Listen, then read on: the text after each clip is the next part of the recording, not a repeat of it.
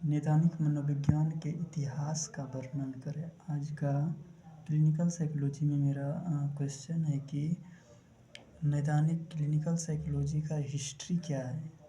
World wide अगर हम देखा जाए तो किस प्रकार से क्लिनिकल साइकोलॉजी नैदानिक मनोविज्ञान का विकास हुआ है, उसका आज हम अध्ययन करेंगे।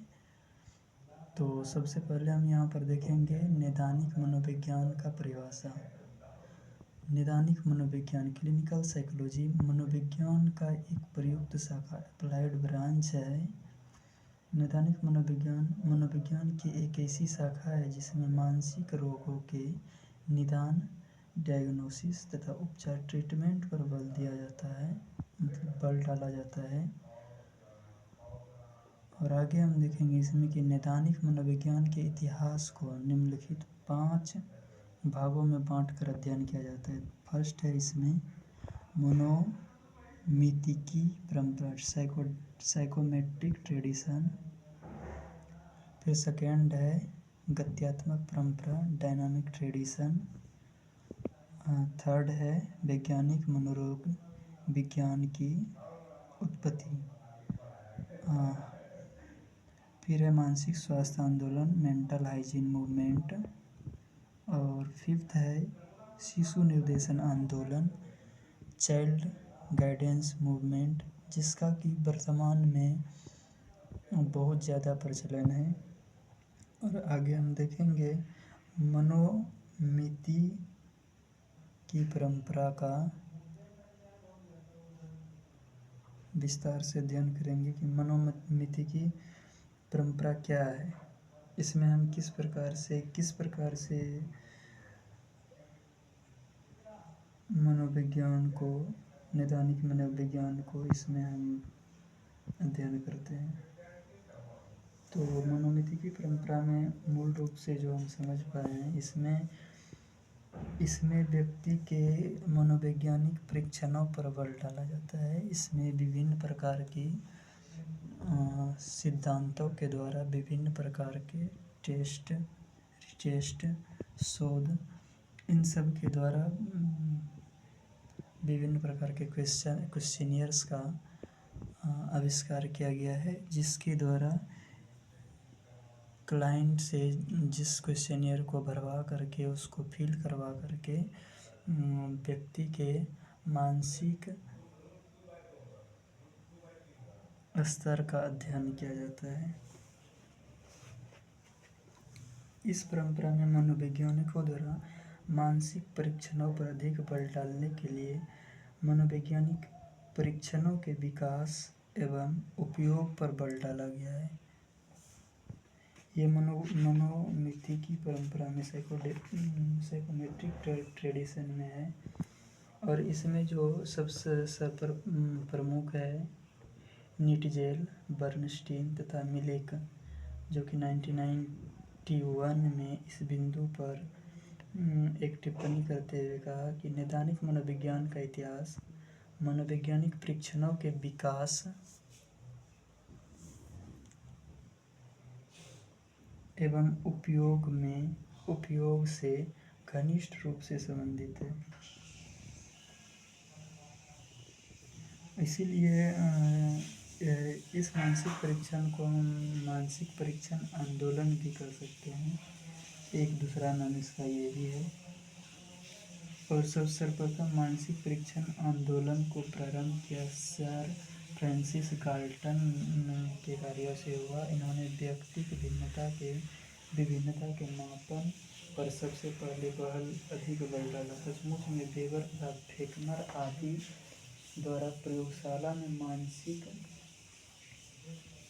प्रक्रियाओं को मापने की विधियों की सार्थकता से गाल्टन काफ़ी प्रभावित हुए थे और उसमें प्रोत्साहन पाकर मानसिक क्षमताओं के मापन पर बल डाला था।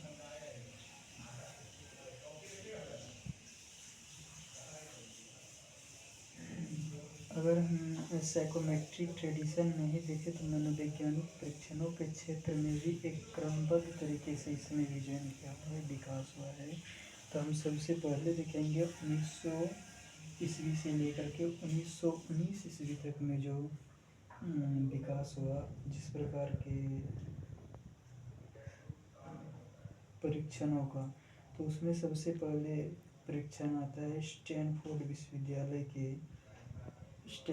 विश्वविद्यालय में टर्मेन द्वारा 1916 ईस्वी में जो परीक्षण लाया गया, उसमें उसे स्टैनफोर्ड बिनेट टेस्ट कहा जाता है।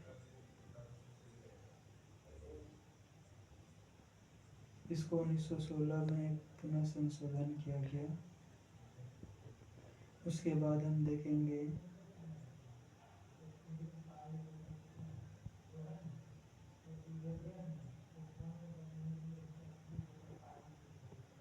1920 ईस्वी से लेकर के 1939 ईस्वी के का समय का जो रहा, इसमें भी इस अवधि में भी मनोवैज्ञानिक परीक्षणों के विकास में युद्ध स्तर पर कार्य किए गए, जिसमें नैदानिक मनोविज्ञान का क्षेत्र अधिक संगठित हो गया।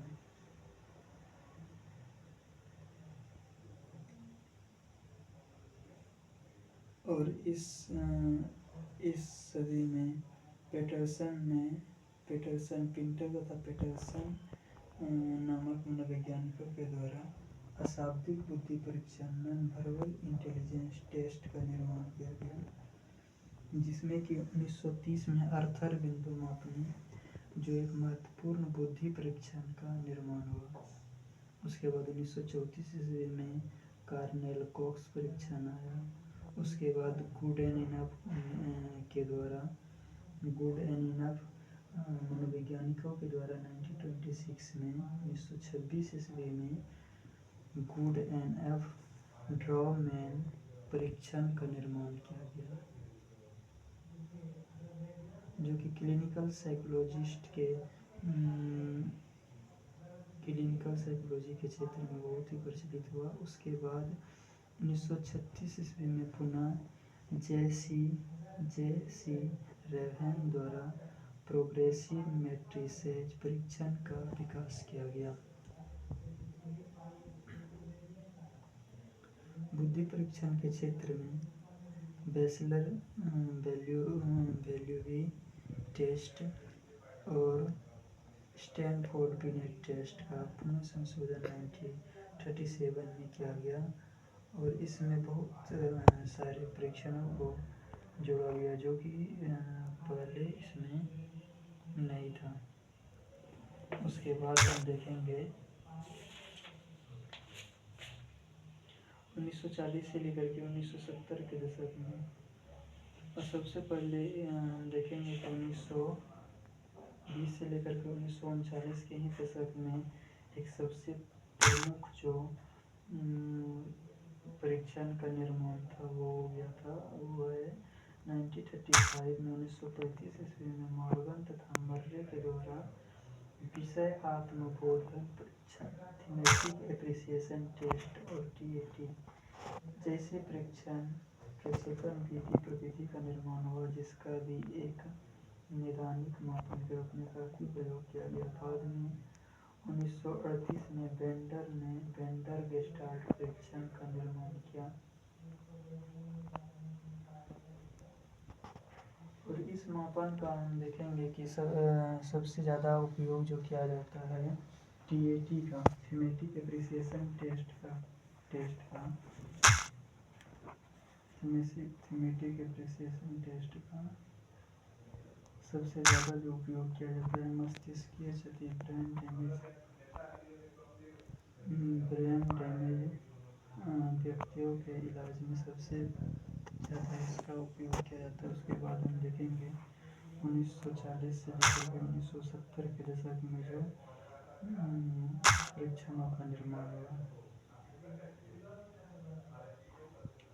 1943 ईस्वी में मशहूर व्यक्तित्व परीक्षण माइनेसोटा मल्टीफेजिक व्यक्तित्व आविष्कारिका MMPI का निर्माण हुआ।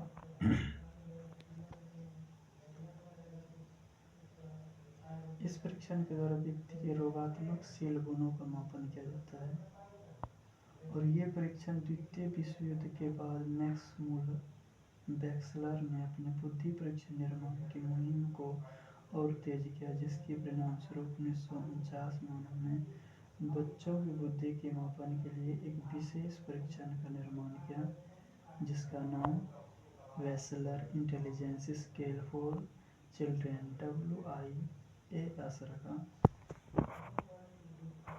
यानी कि 1940 के दशक में हम देखें तो MMPI का वेसलर महोदय के ही द्वारा MMPI परीक्षण का एवं WISC परीक्षण का निर्माण किया गया, जो कि वयस्कों के साथ साथ बच्चों के भी बुद्धि का मापन किया जाता था, जिसके द्वारा।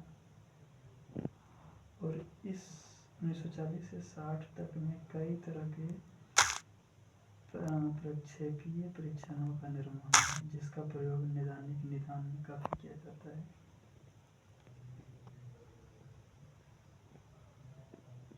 पुनः 1967 में वेक्सलर महोदय के द्वारा शिशुओं की बुद्धि को मापने के लिए एक अलग से बुद्धि परीक्षण का निर्माण किया गया, जिनकी आयु 6 साल से कम थी। इसका नाम Wechsler preschool and primary school of intelligence या WPSI रखा गया। यानी कि ये वेसलर महोदय के द्वारा सबसे प्रमुख काम 1940 से 70 के दशक में किया गया, यानी कि सेकेंड वर्ल्ड वॉर के लगभग बाद से ही MMPI का गठन किया गया, निर्माण किया गया। उसके बाद WISC का गठन किया गया, जो कि बच्चों के बुद्धि का मापन करता था। उसके बाद शिशु स्कूल, प्री स्कूल और प्राइमरी स्कूल के बच्चों के बुद्धि का मापन करने के लिए भी WPSI का निर्माण किया गया। अब हम यहाँ पर सेकेंड नंबर देखेंगे कि गत्यात्मक परंपरा डायनामिक ट्रेडिशन में क्या क्या चीज़ें चेंजेस आया था। गत्यात्मक मॉडल में परंपरा में हम देखेंगे कि नैदानिक मनोविज्ञान की उत्पत्ति एवं विकास में गत्यात्मक ट्रेडिशन की भूमिका भी काफ़ी सराहनीय रही। जैसे ट्रेडिशनल में हम क्या चीज़ देखेंगे, जैसे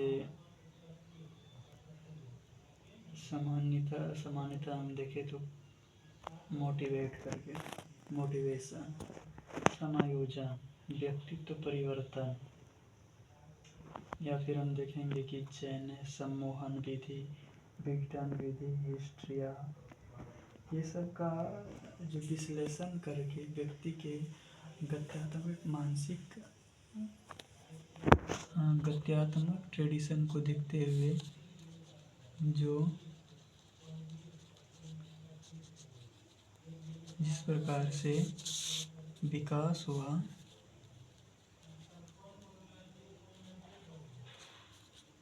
सम्मोहन, हिस्ट्रिया, इसके द्वारा भी हम देखेंगे कि गत्यात्मक मॉडल का भी सम्मोहन में उपयोग किया गया किस प्रकार से।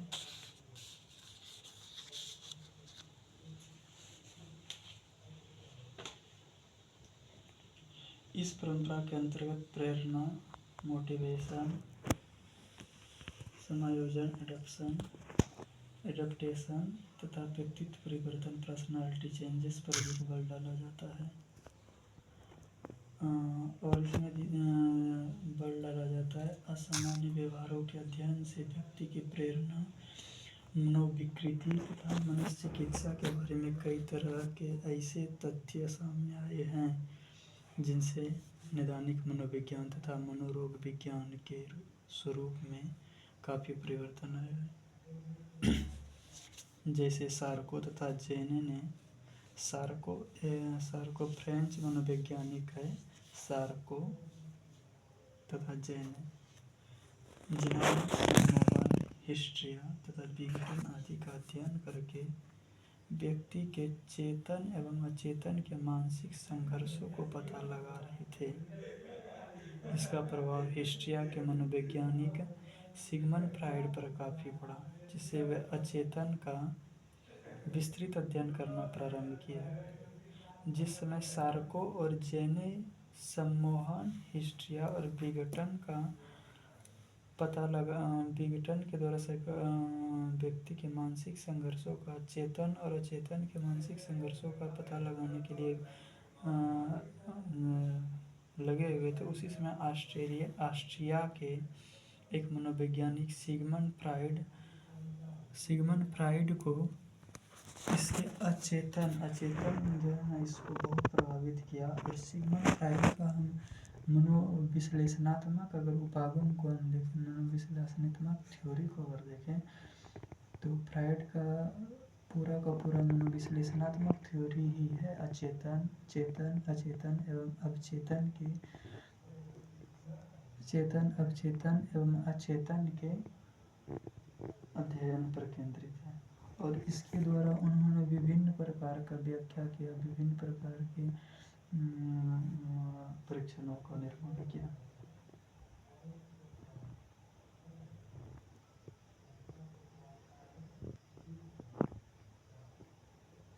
और फ्राइड के विचारों से लोगों के अचेतनात्मक संघर्ष को समझने में बहुत ही ज़्यादा मदद मिला। और फ्राइड के इस विचार से क्लिनिकल साइकोलॉजी के क्षेत्र में क्रांति सा परिवर्तन आया था। इसी समय अमेरिका में भी गत्यात्मक परंपरा का प्रभाव प्रवेश मूलतः दो मनोवैज्ञानिकों के प्रयास से सफलीभूत हुआ। वे दो मनोवैज्ञानिक अमेरिकन मनोवैज्ञानिक हैं, जी.एस. हॉल एवं विलियम जेम्स। और जी.एस. हॉल जो कि किशोरावस्था की समस्याओं पर अध्ययन कर रहा था उस समय।